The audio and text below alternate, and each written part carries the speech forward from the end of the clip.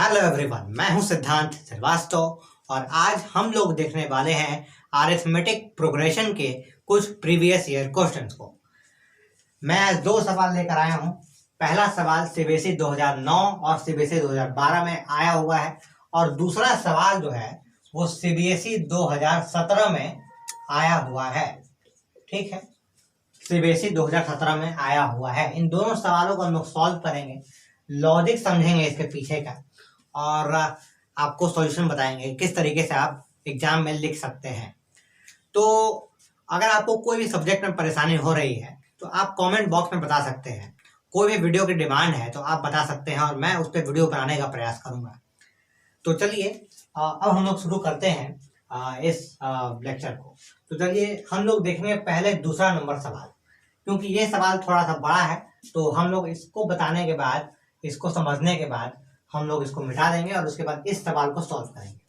तो सीबीएसई 2017 में आया हुआ लेटेस्ट सवाल है। तो चलिए देखते हैं कि इसका सॉल्यूशन क्या होगा।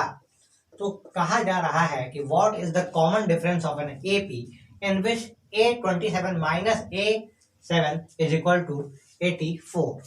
ठीक है, तो आपको एक 27th टर्म दिया गया है और उसको और एक 7th टर्म दिया गया है और इन दोनों को सब्ट्रैक्ट किया गया है और बताया गया है कि ये 84 आता है। तो आपसे पूछा गया है कि कॉमन डिफरेंस कितना होगा।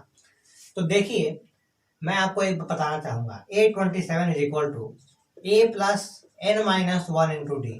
आप ऐसा लिख सकते हैं। तो A प्लस, इसको आप कितना लिखेंगे, 27 माइनस 1 इंटू डी, क्योंकि n यहाँ पर जो होता है आप देखते हैं A N is equal to A plus N minus 1 into D. तो आप A27 को लिखेंगे A plus 27 minus 1 into D. आपने n को 27 से रिप्लेस कर दिया है तो आप ऐसे लिखेंगे। तो A27 जो है वो हो जाएगा A प्लस 26D। तो आप इस बात को समझ जाएं, जो भी टर्म दिया गया हो, मान लीजिए 27th टर्म दिया गया है तो वो है A प्लस 26D, यानी एक कम D के साथ एक कम नंबर लग जाएगा हमेशा। जैसे A7 है तो इसका A प्लस 6D हो जाएगा। इसका मतलब यही है A प्लस 6D, क्योंकि A plus 7 minus 1 into D A plus 6D के बराबर होता है। ठीक है, तो क्या ये आपको बात एकदम क्लियर है? तो ये तो आपको क्लियर होगा ही। तो हम लोग अब देखते हैं कि इसको हम लोग एग्जाम में कैसे लिखेंगे। अगर लिखने के लिए है तो मल्टीपल चॉइस क्वेश्चन है तो आप क्लियरली आप आराम से A प्लस 26D इसको मान लेंगे और इसको A प्लस 6D मान लेंगे। लेकिन अगर लिखना है, अगर लिख के बताना है तो आप क्या करेंगे यहाँ पर। तो A27 आप लिखेंगे A27, पहले लिखेंगे AN is equal to A plus N minus 1 into D. A27 is equal to A plus 27 minus 1 into D. So A27 is equal to A plus 26D। और उसके बाद आप देखेंगे similarly A7 is equal to A plus 6D। क्या ये बात आपको एकदम क्लियर है? ठीक है, अब हम लोग सवाल में जो दिया गया है उसको देखते हैं। तो A27 माइनस A7 किया गया है, तो A27 minus A7 is equal to 84 दिया गया है। 84 दिया गया है। तो A27 कितना है एक्चुअली, तो A प्लस 26D है और माइनस में A प्लस 6D आ गया is equal to 84। A plus 26D minus A minus 6D हो जाएगा, क्योंकि माइनस इंटू प्लस ऐसा हो जाएगा, इज इक्वल टू 84 आ जाएगा। और यहाँ पर A और A कट गया और आपका बचा सिर्फ और सिर्फ 26D minus 6D। 26D minus 6D is equal to 84 और आपको अब मिलने वाला है 20D is equal to 84। So D is equal to 84 by 20 और ये आपका निकल के आ जाएगा 4.2। तो इस तरीके से आपको सॉल्व करना है। A27 is equal to A plus 26D, D के साथ एक नंबर कम। ठीक है, ये आपको रूल पता होना चाहिए, आपको जानकारी में होना चाहिए। मल्टीपल चॉइस क्वेश्चन में आप डायरेक्टली कर सकते हैं, ये सब आपको लिखने की जरूरत है ही नहीं रफ पे भी। आप डायरेक्ट A27 को A+26D मानेंगे और A7 को A+6D मानेंगे। क्या ये बात आपको एकदम क्लियर है? तो हमें D का वैल्यू मिल गया 4.2। तो ये सवाल हमारा सीबीएसई 2017 का आसान सा सवाल, शायद 2 नंबर का सवाल होगा। तो ये सवाल आसानी से हमने इसको सॉल्व कर लिया है। तो चलिए अगला सवाल देखते हैं आप, यानी कि पहला नंबर सवाल, find the sum of all the 3 digit numbers, 3 digit natural numbers, प्राकृतिक संख्याएं, which are multiples of 11, which are multiples of 11। ये सवाल सीबीएसई 2009 में आया हुआ है और सीबीएसई 2012 में आया हुआ है। तो 3 डिजिट नंबर क्या है? तो शुरुआत होती है उसकी 100 से, खत्म होता है 999 पर, यानी 999 पर इसका अंत होता है। ठीक है। और यहाँ पर पूछा गया है कि आपको सारे उन नंबर का सम बताना है जो कि 3 डिजिट भी है और 11 के मल्टीपल्स भी है। तो सारे नंबर को जब आप इकट्ठे लिखेंगे तो उनका आपको सम बताना है, उनको ऐड करके आपको बताना है। ठीक है, यही सवाल में पूछा गया है। तो आप बताइए कि पहला 3 डिजिट नंबर जो कि 11 का मल्टीपल हो वो कौन सा है? तो 11 इंटू 9 जो है वो होता है 99 और 11 इंटू 10 जो है वो होता है 110। ठीक है, तो 11 इंटू 9 होता है 99 और 11 इंटू 10 होता है 110।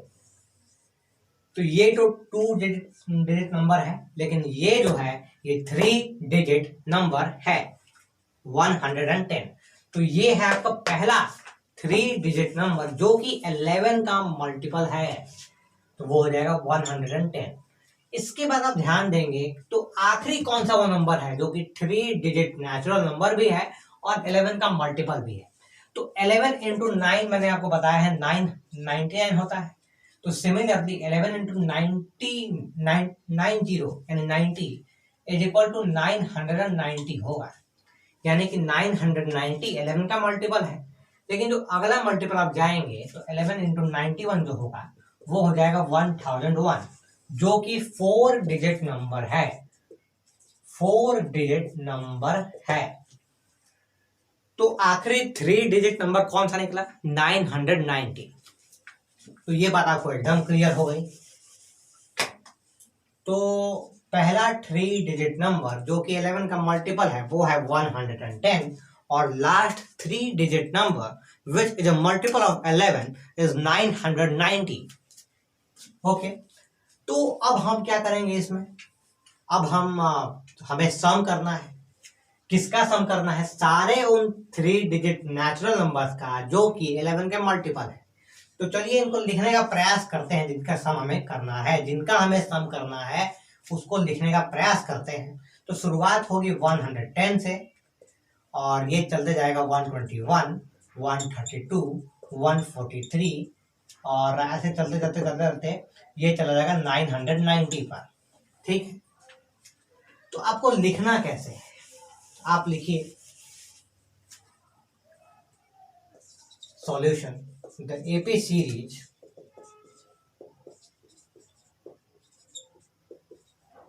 is as followed. 110, 121, 132, 143 और आप चलते चले जाएं 990 तक। आपको इसका सम निकालना है, इसी सीरीज का आपको सम निकालना है। तो सम का फॉर्मूला क्या होता है? तो देखिए आपके पास 2 फॉर्मूला होता है।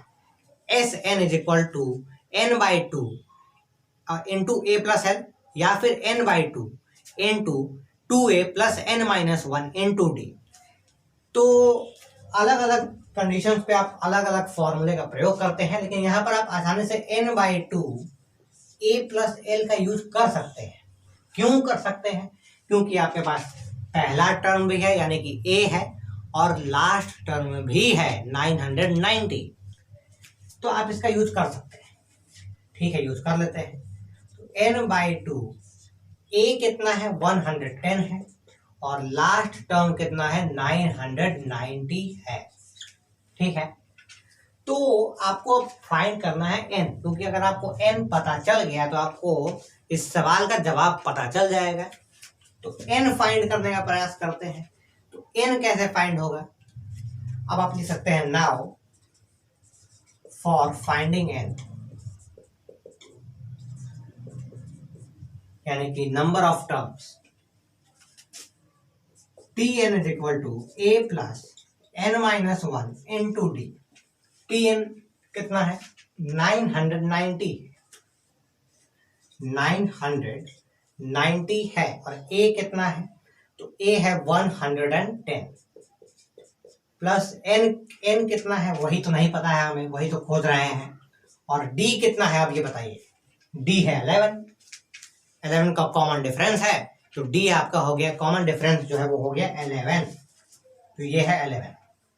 अब 990 minus 110 is equal to n minus 1 into 11 हो गया। तो ये आपका आ जाएगा। यहाँ पर अब मैं आगे लिख रहा हूँ, शायद पेन का लिड खत्म हो गया तो मैं दूसरा पेन लेकर आता हूँ, ठीक है।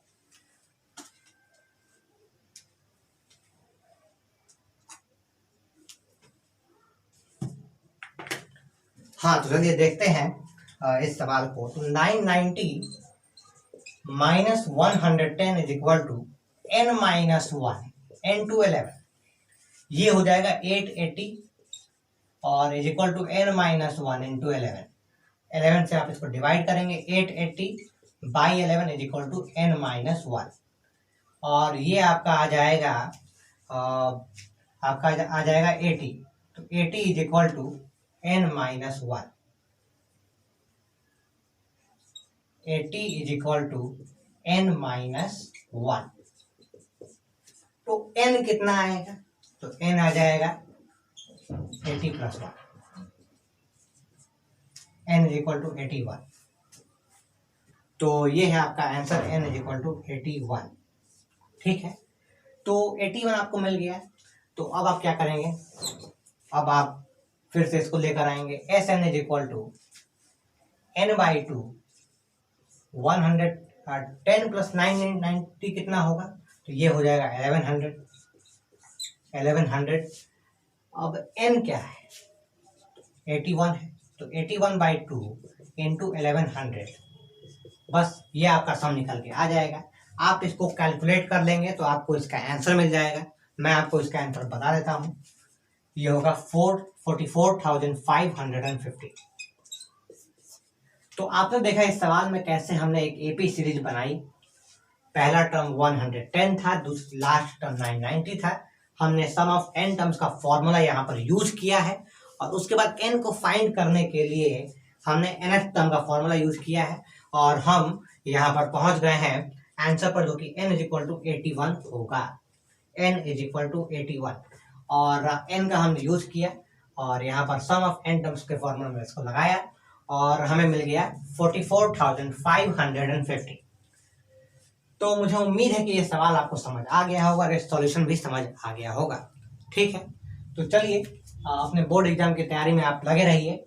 अभी 25 से 26 दिन बाकी हैं, और हर दिन पढ़ाई करें, और उस समय पर जरूर पढ़ाई करें जिस समय आपको एग्जाम देना है, क्योंकि आपका माइंड जो है उस समय एक्टिव रहने लगेगा, ठीक है। तो चलिए चलते हैं फिर। Thank you for watching this video. Goodbye and take care.